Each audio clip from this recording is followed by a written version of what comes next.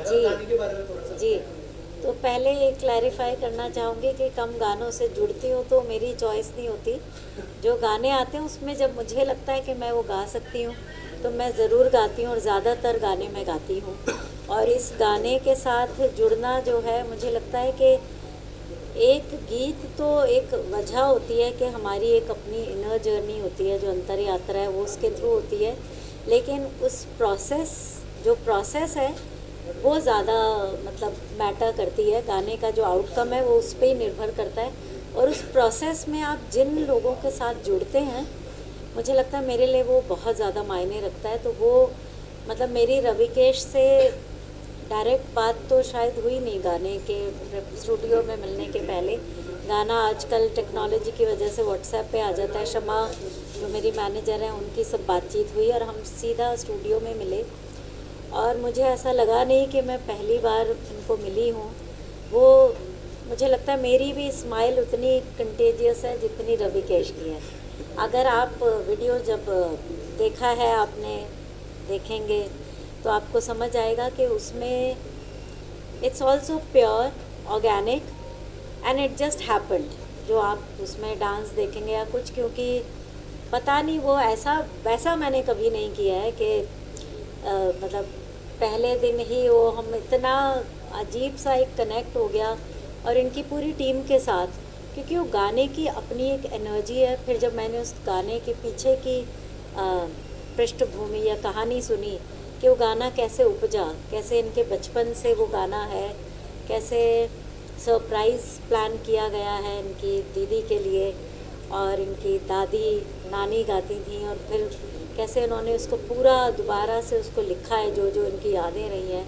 और बहुत खूबसूरत आशीष ने उसको म्यूज़िकली जो इतना सुंदर प्रोड्यूस किया है। तो आई थिंक वो उसकी जो एनर्जी, और जब एक एनर्जी होती है वो आपको बस उस बहाव में, जैसे पानी का एक नदी का बहाव होता है, ऐसे एनर्जी जो है वो अपने आप में आपको समेट लेती है और आपको अपने आप अपने साथ उड़ा ले चलती है। तो वो प्रोसेस वही हुई है। और बहुत बहुत ही अच्छा मेरा एक्सपीरियंस रहा। मतलब मैं थोड़ा अपनी कंफर्ट जोन से ऊंचा मैंने गाया है, और उसकी वजह रविकेश और आशीष हैं कि they pushed me and they made me do this. So I am really grateful to them. Ma'am, जैसे कि आप जब भी गाना कोई भी लाते हो हमेशा अलग कंटेंट रहता है, अलग अलग गाना लाते हो। चाहे वो बात करे कबीरा की, चाहे वो बात करे डार्लिंग की, लोगों के जुबान पे अभी भी आपका गाना चलता रहता है। जी शुक्रिया। ये गाना कितना चलेगा बताना चाहोगे? देखिए, वो तो हम कभी भी ये तय करके गाना नहीं बनाते। एक आर्टिस्ट की अभिव्यक्ति होती है, लेकिन सिंगर तो उसको एक गाता है। उससे पहले की जो प्रोसेस है, अगर आप कबीरा बोलते हैं तो प्रीतम और अमिताभ भट्टाचार्य और अयान मुखर्जी डायरेक्टर, उन सब का कलेक्टिव वो एक क्रिएशन था और जिसको मैंने आवाज़ दी। Same way darling Vishal Bhardwaj गुलजार साहब का क्रिएशन था, या और जो भी आप गाना आप बोल रहे हैं। तो इसमें मैंने जैसा कि कहा कि रविकेश, इनके ब्रदर का नाम मैं भूल गई, रविशेख।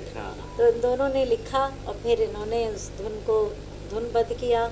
आशीष ने इतना सुंदर उसको प्रोड्यूस किया म्यूज़िकली। तो मैंने तो सिर्फ गाया है इनके साथ। तो हमारी एनर्जी बहुत अच्छी हुई है और हम इंशाल्लाह बहुत काम साथ में करेंगे। लेकिन ये गाना, हमारी जो कोशिश है कि ये बिलियंस है ना हमारी पॉपुलेशन, या उससे भी ज़्यादा है। तो हमारी चाह बिल्कुल नहीं है कि हमारी खरबों तक पहुँचे गाना। लेकिन मुझे लगता है कि अगर हमारे सुनने वाले 100, 1000, लाखों और या कुछ करोड़ों में हैं, उन तक पहुँच जाए, बस गाना पहुँचना चाहिए। फिर उसका अप्रिसिएशन हर गाने को, हर फिल्म को, हर गीत को, हर नगमे को अपनी ऑडियंस मिलती है। हर तरह का म्यूज़िक सुनने वाले, मुझे सारी दुनिया तो नहीं सुनती, लेकिन जो सुनती है वो ऐसा सर आँखों पे रखती है। आपका प्यार है, जैसे आपने कहा, उन्होंने कहा, आप सबका प्यार है जो हम अब तक, मतलब मैं अपने लिए कह सकती हूँ, मैं बहुत मतलब दिल से यंग हो सकती हूँ, उम्र में तो मैं बढ़ ही रही हूँ। तो उस वक्त भी अगर कोई मुझे इस लायक समझे कि मैं ये गाना गा सकती हूँ, और इसका टाइटल कितना खूबसूरत है। पहले मुझे लगा स्वामी जी गाने का टाइटल है, तो कुछ ये गाना शायद स्वामी जी मतलब कोई स्पिरिचुअल मास्टर के लिए। But when he told me, अब जो कि हमारी संस्कृति में एक्चुअली है कि आपका जो हस्बैंड है आप उसको स्वामी मानते हैं। कितनी खूबसूरत फिल्म भी थी स्वामी टाइटल से। तो मुझे लगता है कि बहुत ही ज़बरदस्त इतना एनर्जेटिक सॉन्ग है। ये एनर्जी जिसको छुएगी बस वो उस एनर्जी में ज़रूर नहाएगा और उसमें ज़रूर वो क्या कहेंगे कि लिपट के बहुत इन्जॉय करेगा, बिकॉज इट्स अ बहुत सेलिब्रेशन वाला गाना है ये। और जो मैं हमेशा कहती हूँ बात फिर भी कहूँगी कि फोक सॉन्ग सेलिब्रेशन का भी होता है, तो उसमें एक कहीं मेलनकलिक एक इमोशन होता है, एक थोड़ा सा पथौस होता है, एक जो मोनोटनी होती है हमारे जो रूरल लाइफ की मोनोटनी है।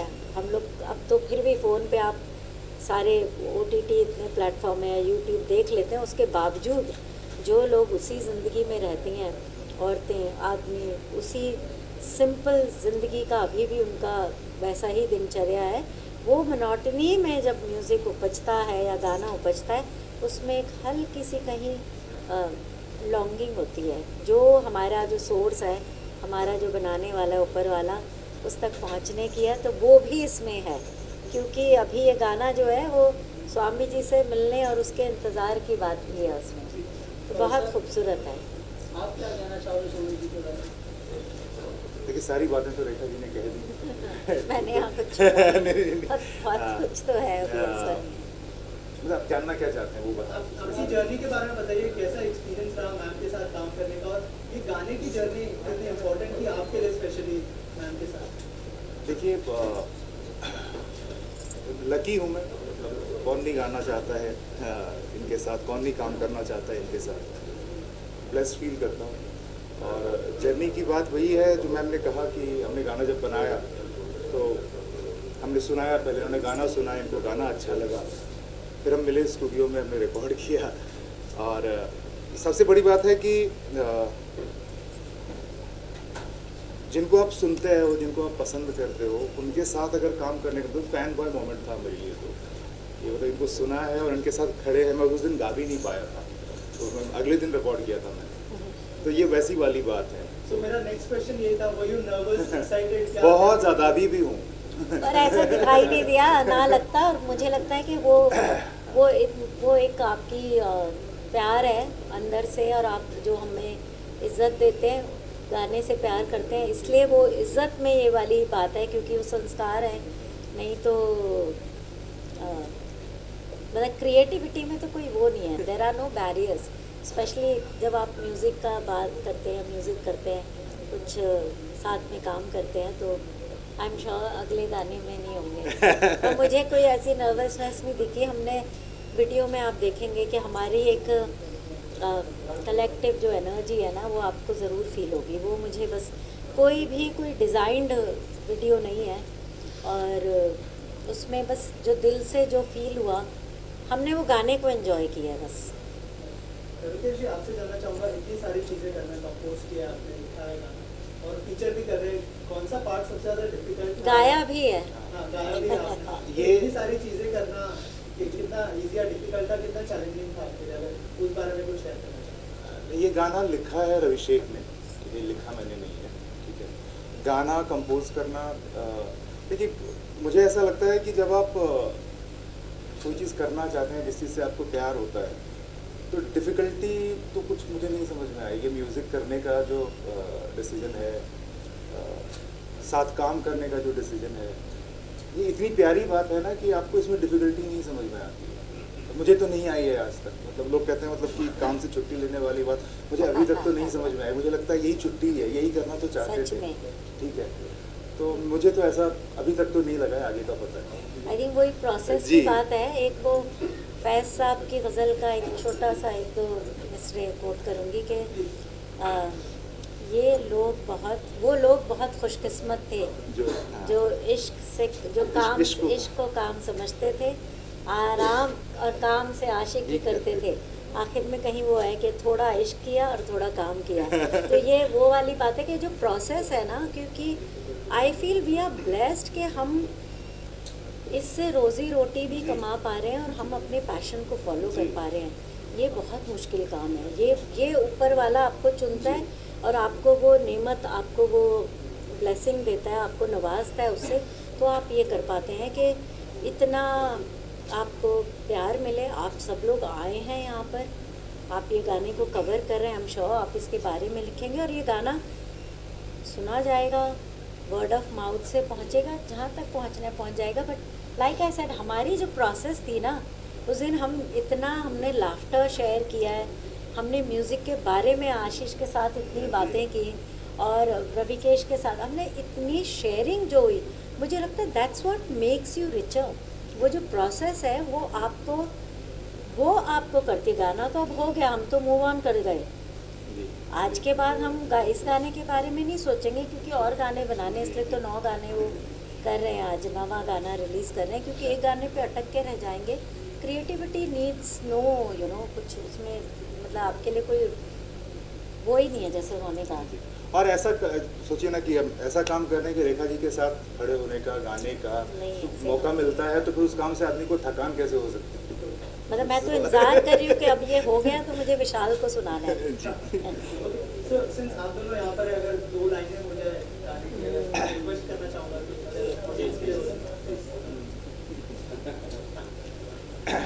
अच्छा, कोशिश करते हैं। जी पर उसका म्यूजिक के साथ मज़ा है, गाने का भी है, उसका भी है, but still let's do it. जी उड़ी उड़ी जब देखा तो नहीं लिया नहीं, ठीक है।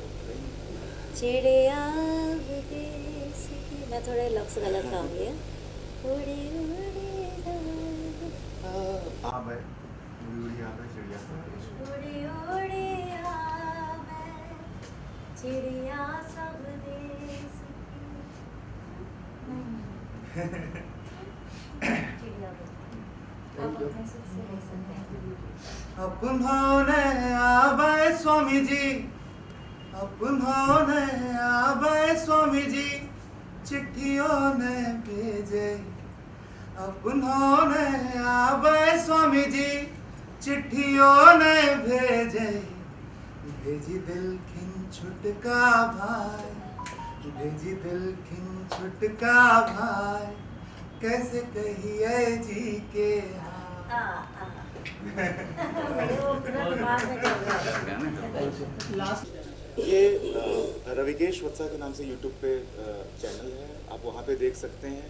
और बाकी जितने भी ऑडियो प्लेटफॉर्म्स हैं लीडिंग, उन सब पे गाना है, तो वहाँ भी सुन सकते हैं आप। स्पॉटिफाई, एप्पल, आईट्यून, फलाना गाना, ये वो हर जगह है। और यूट्यूब पे आप टाइप करेंगे रविकेश वत्सा या स्वामी जी टाइप है, रेखा मैम का नाम टाइप करें, ये गाना आएगा। मेरे भी यूट्यूब चैनल पे इवेंचुअली आ जाएगा, जी, जी। रिलीज होके, और स्पॉटिफाई वगैरह पे आ तो गया। है ही, है ही, हाँ, है ही। आजकल तो नाम टाइप करने से गाना आ जाएगा। Thank you so much. Thank you. Thank you.